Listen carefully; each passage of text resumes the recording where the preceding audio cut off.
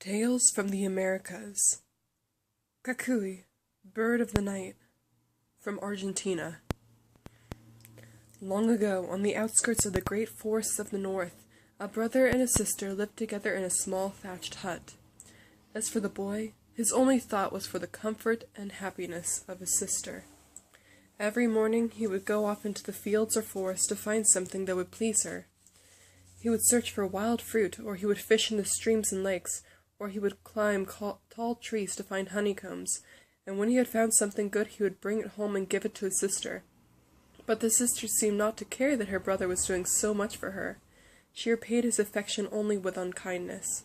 When he brought her a hard-won gift, she accepted it with scorn and contempt. Perhaps she would take a single bite of a fruit he had found for her, and then she would throw it away without concern for the effort it had cost him to get it.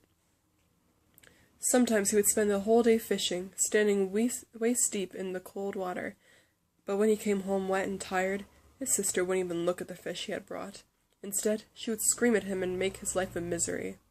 His kindness to her received no thanks. The only words she ever spoke to him were sharp and cruel. If he returned with empty hands from a day of searching and asked for water to drink, she would bring it. But as he stretched his hand out to take it, she would pour it on the ground, laughing at the look of surprise in his eyes.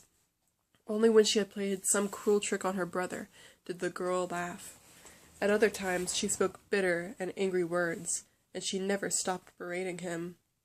For a long time the boy only increased his efforts, thinking that if he could bring his sister more wonderful presents from the forest, she would return his affection, but nothing changed. One day he went into a new part of the forest, pushing through brambles and thorns until his skin was torn and bleeding. At last he found a tall tree and saw a large swarm of bees hovering over it. He swung and found a large sweet honeycomb. The bees attacked him and stung him, but he dug out the honeycomb with his knife, thinking that here at last he had something that would please his sister. When he arrived home it was already night. His skin was covered with cuts and scratches from the thorns. His face and arms were swelled up from the bee stings he had suffered. But when he gave his sister the honeycomb, she despised it and threw it on the ground. When he asked for water to drink and wash his wounds, she brought it and threw it also on the ground, laughing at the look on his face. Suddenly the boy understood what he had never understood before.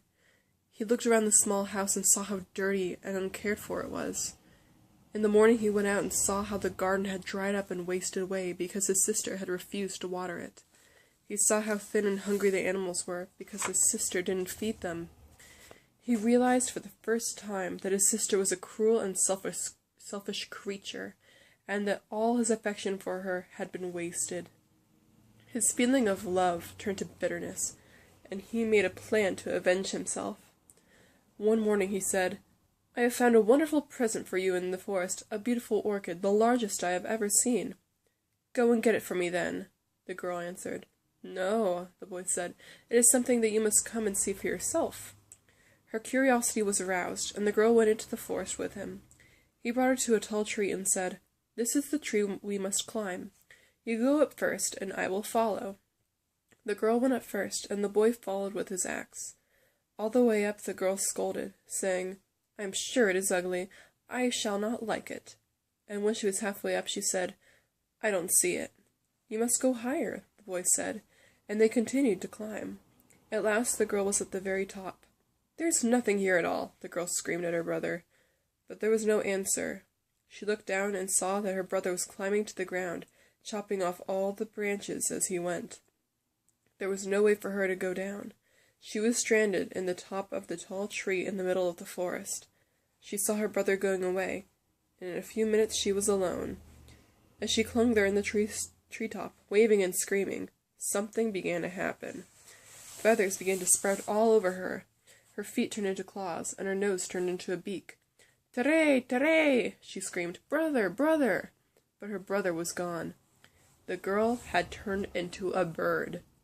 So filled with shame was she that she hid in the forest during the daytime and left it only at night. She became known as Kakuí, bird of the night, and to this day she can be heard in the great forests of the north, crying, "Tere! Tere! Brother! Brother!"